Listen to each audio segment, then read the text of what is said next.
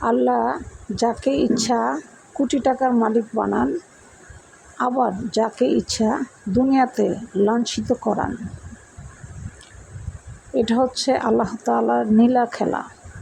আল্লাহ তাআলার নীলা খেলা আসলে বোঝা বড় দায়। তাই আপনারা কেউ কখনোই নিরাশ হবেন না। যে ব্যক্তি নিরাশ হবেন তার জন্য আখিরাত আর দুনিয়া দুটোই শেষ।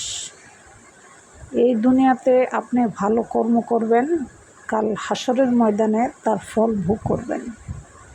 এই দুনিয়াতে খারাপ কাজ করবেন, কাল হাসরের ময়দানে সেটারও ফল আপনাকে ভোগ করতে হবে। তো সিদ্ধান্ত হচ্ছে আপনার। আপনি আল্লাহ আপনাকে লাঞ্ছিত করতেছে, এতে ধৈর্য করবেন না এটা ওভারটেক করবেন। আর যাকে কোটিপতি দিছে, কোটি টাকার মালিক বানাইছে, তার সাথে টক্কর লইবেন।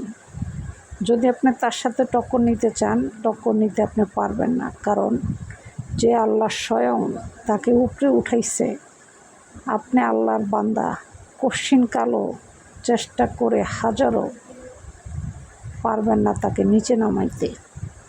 আর যে আল্লাহ আপনাকে লাঞ্ছিত করবে দুনিয়াতে, উনি এটা ধারণ করে রেখেছে যে আমি এই ব্যক্তিকে লাঞ্ছিত করব। আপনি চাইলেও পশ্চিমকালে দুনিয়াতে সুখ ও শান্তি ভোগ করতে পারবেন না। তাই বেশি থেকে বেশি ইস্তেগফার করবেন, আল্লাহ তাআলার কাছে ক্ষমা প্রার্থনা করবেন।